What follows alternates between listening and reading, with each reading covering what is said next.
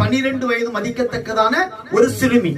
இப்ப இந்த சிறுமி முதலாவது சோத்திரம் ஃபர்ஸ்ட் இயேசுவை அவருடைய சிறுமியினுடைய தகப்பனார், தாயார் அல்ல. நல்லா புரிஞ்சு கொள்ளணும்.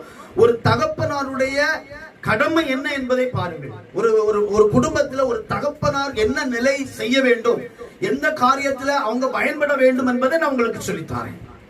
இன்னைக்கு தகப்பனாருடைய சோத்திரம் நிலையெல்லாம் பார்க்கும்போது ரொம்ப ஒரு நிசாரமான ஒரு வாழ்க்கையா இருக்குது.